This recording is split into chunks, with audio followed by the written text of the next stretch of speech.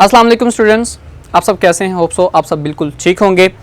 Students, last recent मैंने अपनी एक वीडियो अपलोड की थी जिसमें मैंने बताया था कि वो कौन सी ऐसी 3 टिप्स हैं। अगर आपने वो वीडियो देखी देन वेल एंड गुड, अगर नहीं देखी है तो आप लाजमी उसको देखिएगा, जिसमें मैंने 3 टिप्स के बारे में बात की थी कि प्रेजेंटेशन स्किल आपकी अच्छी होनी चाहिए, राइटिंग अच्छी होनी चाहिए और आपका कंटेंट बेहतर होना चाहिए।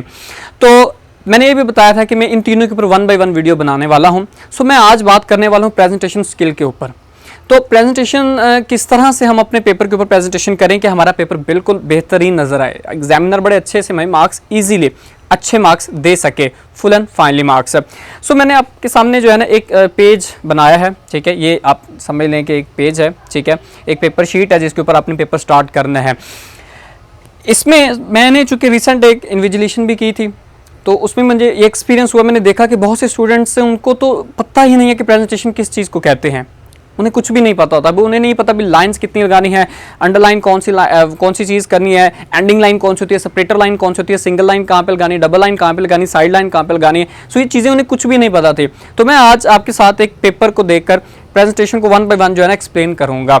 सो मैंने आपके सामने एक पेज बनाया हुआ है। इस पेज के ऊपर मैंने सबसे पहले लगवाई हुई एक साइड लाइन, ठीक है। अगर आप इंग्लिश मीडियम हैं और पेपर अटेम्प्ट करने वाले हैं तो आप डेफिनेटली इसको लेफ्ट साइड पे ही लगाएंगे। अगर आप उर्दू मीडियम से हैं तो फिर राइट साइड पे। स्टूडेंट्स ने ये किया हुआ था कि उन्होंने ना दोनों साइड्स पे लाइन लगाई हुई थी। अब दोनों साइड्स पे लाइन लगाना ज़रूरी नहीं है, अगर आप लगा भी लेंगे देन इट्स ओके, लेकिन उसमें टाइम वेस्ट होता है। क्योंकि जैसे पेपर आपके पास आ जाएगा तो फिर आपने सबसे पहला काम क्या करना होता है, लाइंस लगानी होती है। अपने टाइम को ना सेव करने के लिए आपको सिर्फ एक साइड पे ही लाइन लगानी है, दोनों साइड्स पे लाइन लगाने की ज़रूरत नहीं है। अच्छा, एक साइड पे आपने लाइन लगानी है, और लाइन भी आपने जो है ना वो मार्कर के साथ लगानी मोटा, ताकि वाज़िया ये नज़र आता रहे, ठीक है।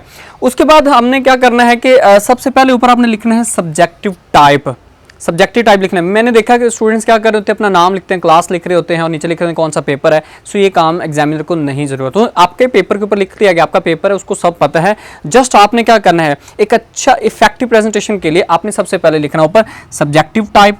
लेकिन एक चीज़ ध्यान रखनी है, दोनों साइड पे डिस्टेंस सेम होना चाहिए। ये ना हो कि आप बहुत कम डिस्टेंस दें, ठीक है, इधर ज़्यादा हो इधर बिल्कुल इसके साथ लगाओ, ये नहीं काम करना। आपने जो है ना वो दोनों तरफ डिस्टेंस दैट शुड बी जो है ना इक्वली होना चाहिए। देन आफ्टर आपने लिखना पार्ट 1। पार्ट 1 मतलब क्या है कि आप शॉर्ट क्वेश्चन अटैम्प्ट कर रहे हैं, आप पार्ट 2 भी लिख सकते हैं, क्योंकि अगर आप लॉन्ग करना चाह रहे हैं तो पार्ट 2 भी लिख सकते हैं, आपको कोई प्रॉब्लम नहीं होगी। लेकिन जो कि मोस्टली पार्ट 1 ही शुरू होता है, शॉर्ट क्वेश्चन होते हैं। आफ्टर दैट्स आपने क्या लिखना है, क्वेश्चन नंबर 2। क्वेश्चन नंबर 2 है, या आप 3 कर लें या 4 कर लें, चूँकि ऑब्जेक्टिव पार्ट तो हमने कर लिया है, एमसीक्यूज आप कर लेते हैं। उसके बाद आपने सब्जेक्टिव टाइप जो है ना वो स्टार्ट करना है लिखना। क्वेश्चन 2 उसके बाद आपके शॉर्ट क्वेश्चन शुरू हो जाते हैं। अब क्वेश्चन 2 में जो है ना वो कौन से शॉर्ट क्वेश्चन आते हैं, मैं एक पेपर है मेरे पास, मैं वहाँ से देख के आपको कुछ गाइडेंस देता हूँ। सो पहला एक लिखा हुआ है जी, एक केमिस्ट्री का पेपर है मेरे पास, साइंस सब्जेक्ट है। ये पेपर डिफाइन लिखा हुआ है जी, डिफाइन बायोकेमिस्ट्री। अच्छा, मैंने जो स्टूडेंट्स की गलती देखी थी, वो स्टूडेंट ने क्या किया हुआ था जब मैं एग्जाम इन्विजिलेशन कर रहा था, कि स्टूडेंट्स ने ना क्वेश्चन का नंबर देके सारा क्वेश्चन लिखा और नीचे ना लिखा आंसर और हेडिंग देके और फिर आगे सारा आंसर लिख दिया। और भाई ये नहीं करना। एग्जामिनर को आपने अप्रोच क्या करवा रहे हो, उसको रिलैक्स करो ना। देखो, अगर हम किसी को रास्ता बता रहे हैं और अगर हमको कहें कि भाई यहाँ से सीधा जाओ और इधर लेफ्ट होना और आगे आपकी मंजिल, अगर ये बताते तो ठीक है। और अगर हम ये कहते भैया आप इस गली में मुड़ना, आगे से चौंक आएगा, वहाँ से लेफ्ट हो जाना, फिर आगे एक बड़ी मस्जिद आएगी, वहाँ से टर्न हो जाना, अच्छा वो बंदा जो है ना वो वैसे ही बदला जाएगा। क्या ये ट्रैक सही है, ये जो मैं पहला बता रहा हूँ? डेफिनेटली। तो एग्जामिनर को आपने एक ट्रैक देना है, आसानी देनी है, ताकि आपका पेपर आसानी से वो चेक करे, वो जो है ना इतनी उसको प्रॉब्लम फेस करना ही ना पड़े। सो आपने क्या करना है कि आपने अगर पहला क्वेश्चन अटेम्प्ट कर रहे हैं, always right question number 1 centre में आपने लिखना है, ठीक है। ये आप इस साइड पे भी लिख सकते हैं, कोई मसला नहीं। उसके बाद क्या है, आपने एक हेडिंग देनी है। आप क्या कर रहे हैं, आप मेन हेडिंग आप देनी, तो डिफाइन बायोकेमिस्ट्री है। मेन आपने जो हेडिंग है वो आपकी यहाँ पे कैपिटल वर्ड में आपने लिख लेनी है। थोड़ा सा आगे चला गया, लेकिन आपने ध्यान रखना है कि ये जो डिस्टेंस है बराबर होना चाहिए। बायोकेमिस्ट्री लिखने के बाद आपने क्या करना है, उसने क्या पूछा, उसने क्या व्हाट इज़ बायोकेमिस्ट्री या डिफाइन, तो डिफाइन आपने लिखनी है। तो आपने क्या करना है, यहाँ पे लिख देना है डेफिनेशन। ओके। अब आपने क्या करना है कि इसको डिफाइन करना है। लेकिन यहाँ पे एक बड़ी इंटरेस्टिंग चीज़ वो जो है आपको मैं बता दूँ, पहले जो है ना ये किया जाता था कि हम यहाँ पे ना 2 कॉलम्स के 2 डॉट्स लगा देते थे, इसके आगे ना 2 डॉट लगा देते थे और फिर एक्सप्लेन करते थे, या ये बच्चे लिख देते हैं ये एक्सक्लेमेशन कहलाता है, और अगर ये अकेले दो डॉट हो तो इनको हम कॉलन कहते हैं। इसका मतलब है कि आगे फिर आप चीज़ को एक्सप्लेन करना शुरू कर दें, बट आपने ये नहीं करना, ये रूल ख़त्म हो चुका है। आपने सिर्फ करना है डेफिनेशन लिखनी है, ओके, और फिर आपने क्या करना है, इसके नीचे वाली लाइन से जो है ना वो लिखना शुरू कर देना है, ओके। ये आपने इसको डिफाइन करना है। डिफाइन आपकी, अच्छा एक और चीज़, जब भी डेफिनेशन लिखते हैं एक चीज़ आपने माइंड में रखनी है कि डेफिनेशन जब आपने लिखनी है तो ये एक बॉक्स की फॉर्म है, मतलब आप बॉक्स नहीं बनाएंगे, आपने ऐसे एक बॉक्स ड्रॉ नहीं करना। मतलब क्या है कि इनकी लाइंस बिल्कुल एक दूसरे की इक्वल हो। अगर आप यहाँ से डेफिनेशन शुरू कर रहे हैं तो फिर यहाँ ही निचली लाइन यहाँ से शुरू होनी चाहिए आपकी, यहाँ से नहीं करनी है, ठीक है। इससे क्या होगा कि एक इफेक्टिव प्रेजेंटेशन आपकी नजर आएगी और उसको पता होगा, इसको प्रेजेंटेशन के रूल्स पता हैं, ठीक। जब आपने डिफाइन लिख लेनी है तो एक चीज़ का ध्यान रखना है, अगर आप चाहते हैं कि यार एग्जामिनर मेरी पूरी डेफिनेशन को रीड ना करे, मुझे बस वो डेफिनेशन को देखो नंबर दे, तो उसके लिए आप क्या कर सकते हैं, राउंड टिप मार्कर आपने यूज़ करनी है। राउंड टिप जो बगैर कट के होगी, उसमें आपने मेन वर्ड्स को जो है ना वो एक्सप्लेन, सिर्फ उसको बोर्ड वाइट जो है ना उसके साथ आपने लिख देना है, ठीक है। मिसाल के तौर पर अगर हम लिखते हैं, पूछा जाता है डिफाइन बायोलॉजी, ठीक है, तो उसमें लिखा जाता है द स्टडी ऑफ लाइफ। अगर आप सिर्फ लाइफ को जो है ना बोल्ड कर दें, यानी कि उसको राउंड टिप मार्कर से लिख दें, तो उसको बाकी पढ़ना भी नहीं, उसको पता लग जाएगा यार जो डिफाइन में पूछा गया लाइफ, वो इसने एक्सप्लेन कर दिया, ठीक है। स्टडी ऑफ लाइफ, ठीक है, हमारी ऑर्गेनिज्म जो है, हमारी लाइफ की जो है ना स्टडी की जा रही है, सो आपने लिख दिया, आपको वो चेक करेगा नीचे, अगर एग्जाम्पल पूछी गया तो नहीं पूछी गया और आपको टिक करके 2 मार्क्स दे देगा। ये चीज़ आपने याद रखनी। इसके बाद आपने क्या करना है, शॉर्ट लिखने के बाद आपने जो 7 चीज़ करनी है वो आपने लगाना है सेपरेटर लाइन, ठीक है। सेपरेटर लाइन लाजमी होती है, बच्चे लिखते नहीं है, अच्छा पता ही नहीं चलता कि क्वेश्चन कहाँ खत्म हुआ है, कहाँ से अगला क्वेश्चन शुरू हुआ है, तो ये सेपरेटर लाइन आपने लाजमी लगानी है। अच्छा, ये पहला शॉर्ट आपने अटैम्प्ट किया। उसके बाद अगर आप कोई दूसरा शॉर्ट अटैम्प्ट करते हैं, लिखा हुआ डिफाइन एटम एंड आयन, ठीक है, तो आपने ये इस तरह से बनाना है। अब पूछा कि डिफाइन एटम एंड आयन, तो आपने एटम को कैपिटल वर्ड्स में लिखना है और एज इट इज यहाँ पे वो डेफिनेशन आपने लिख देनी है, ठीक हो गया, और नीचे आपने फिर इसको एक्सप्लेन कर देना है, ओके। अब आपके पास फिर क्या आ गया, आयन आ गया है। आयन को जो है ना वो आप या इधर लिख दें या आप यहाँ भी लिख दें तो कोई मसला नहीं है। अपने आयन को एक्सप्लेन करना है, जैसे ही शॉर्ट आपने पूरा लिख लिया, देन आपने क्या कर देना, लाइन लगा देनी है। एक और चीज़ आपने याद रखनी है कि कहते भी कितनी जगह छूट जाए, पेज की नीचे रहती हो तो हम अगले पेज के ऊपर चले जाएं, तो वो ये है कि तकरीबन जो पेज का जो चौथा हिस्सा होता है ना, अगर वो बच भी रहा है, अगर हाफ से थोड़ा सा नीचे भी हो गया आपका पेपर और आप चाहना चाहते हैं कि लॉन्ग लेंथ है तो अगले पेज पे, तो आप इसको छोड़ सकते हैं। तो इस तरह से आपने शॉर्ट क्वेश्चंस को अटेम्प्ट करना है।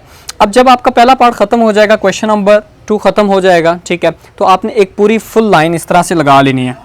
वो लाइन कहलाती है एंडिंग लाइन, मतलब कि आपका क्वेश्चन नंबर 2 कंप्लीट हो चुका है। अब आपने क्वेश्चन नंबर क्या करना है, ऐसे एज इट इज 3 लिखना है, ठीक है। आपने क्वेश्चन नंबर 3 लिखना है और फिर इसी के question same as it is जो है ना वो आपने लिखते जाना है और इनके आंसर्स आपने ब्रीफ करते जाने हैं।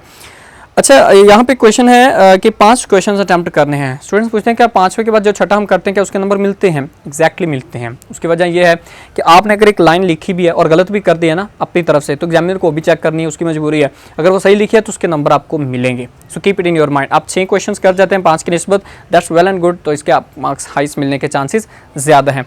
अब आपने क्वेश्चन नंबर 3 भी एज इट इज अपना अटैम्प्ट करना है, क्वेश्चन नंबर 4 भी अटैम्प्ट करते रहना है। उसके बाद आपका आ जाएगा क्वेश्चन नंबर 5। अब हम बात करने वाले हैं पार्ट 2 की।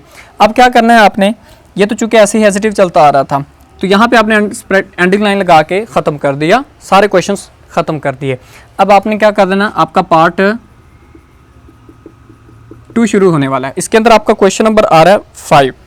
तो यहाँ पे आपने जो मेन हेडिंग देनी है, अच्छा, तो क्वेश्चन नंबर 5 ये हमारा लॉन्ग पार्ट शुरू हो गया। आप चाह रहे हैं कि मैं क्वेश्चन नंबर 5 को अटैम्प्ट करूं, तो उसमें ए बी पार्ट होते हैं। तो ये चीज़ हमेशा याद रखिएगा कि जब ए बी, जिसका ए शुरू किया उसका बी भी लिखना है। ये नहीं कि एक का ए और आप दूसरे का बी लिख दें और कहेंगे जी हमारे, और तीसरे का भी आपको ए बी पार्ट उसके साथ अटैच कर दें, तो सर आपका ये क्वेश्चन पूरा नहीं होगा। सो आपने क्या करना है, अगर इसका ए पार्ट शुरू किया तो फिर आपने ए लिखना है। उसके बाद आपका यहाँ पर अगर हमारे पास एक long write down the any 5 postulates of Bohr atomic model, तो बोहर एटॉमिक मॉडल के पोस्टुलेट्स पूछे गए हैं। तो आप यहाँ पे क्या लिख देंगे, इसकी अगर आप हेडिंग दे देंगे तो ये पोस्टुलेट्स आपके बन जाते हैं। फिर आप यहाँ पे बुल्स की फॉर्म में या नंबरिंग की फॉर्म में इनको 1 बाय 1 लिख सकते हैं। इसके बाद जैसे ही आपका ये क्वेश्चन नंबर ए ख़त्म हो जाता है, आपने यहाँ पे अगेन सेपरेटर लाइन लगानी है और देन फिर आपने नेक्स्ट पार्ट क्वेश्चन बी वैसे यहाँ पे पेज थोड़ी कम है, लेकिन आपने ही अगले पेज के ऊपर लिखना है, बी लिखना है और उसके बाद इसको एक्सप्लेन कर देना है। तो ये तो क्वेश्चंस को अटेम्प्ट करने की कुछ बातें मैंने आपके साथ डिस्कस की हैं। अब मैं जो चीज़ आपके साथ एक्सप्लेन करने वाला हूँ वो है कि हमारी सिंगल और डबल लाइन का जो है ना वो इफेक्ट कितना पड़ता है। देखिए कुछ टीचर ये कहते हैं कि आपकी जो सिंगल या डबल लाइन है वो आपने साथ साथ ही लगानी है, बट ऐसा नहीं है। टाइम क्योंकि इसमें शॉर्ट होता है स्टूडेंट्स के पास सम टाइम, तो आपने क्या करना है कि आपकी जो सिंगल और अपने जो डबल लाइन है वो क्या करना है, सिर्फ सेपरेटर और एंडिंग लाइन साथ साथ लगाते जाना है, लेकिन जो आपकी यहाँ पे आपने डबल लाइन्स को लगाना है। लेकिन ये भी अगर आपके पास टाइम बच जाता है, अगर एट द एंड आपके पास टाइम है तो फिर आप डबल लाइनिंग कर सकते हैं, वरना अगर आपकी राइटिंग अच्छी है और प्रेजेंटेशन आपने खुली वाज़ा कर दी है तो फिर आपको नंबर पूरे इंशाल्लाह मिलेंगे, अगर आपका सारा पेपर बिल्कुल ठीक है। एक और चीज़ मैं आपके साथ यहाँ पर डिस्कस करूँगा और वो है डायग्राम। डायग्राम को कहाँ पर बनाया जाता है, पूछते हैं स्टूडेंट्स, लॉन्ग क्वेश्चन आ जाता है तो डायग्राम कहाँ ड्रॉ किया जाए। तो डायग्राम को ड्रॉ करने का जो बेस्ट वे ये है कि आप लॉन्ग क्वेश्चन पूरा अटैम्प्ट करें, डायग्राम को सेंट्रलाइज करनी है। डायग्राम को अपने सेंटर में बनाना है, ऐसे बॉक्सी फॉर्म में। यहाँ पे आप अपनी डायग्राम जो है ना वो जो भी चीज़ है वो आप बनाना चाहते हैं वो आप बना लें। उसके बाद ऊपर और नीचे आपका क्वेश्चन पूरे का पूरा अटैम्प्ट हुआ। मार्कर्स कौन सी यूज़ करनी है, 604, 605 और राउंड टिप मार्कर्स, इनको आपने इस्तेमाल करना है। 605 को आप डबल कलर लगा सकते हैं और इजीली अपनी अंडरलाइनिंग कर सकते हैं। टाइम को जितना हो सके हमने कंजर्व करना है, उसको सेव करना है। सो कुछ चीज़ें जो थी मैंने आपके साथ ये शेयर की हैं relevant to your presentation. Hope so कि आपको इनमें से कुछ ना कुछ समझ आ चुकी हो और आप इनको इम्प्लीमेंट भी लाजमी करिएगा। इन चीज़ों को आपने इम्प्लीमेंट कर ली इंशाल्लाह तो आपकी presentation that's will be good enough. ठीक है, सो मिलते हैं इंशाल्लाह नेक्स्ट वीडियो में। तब तक के लिए अपने फैमिली का ख्याल रखिएगा। अल्लाह हाफिज़।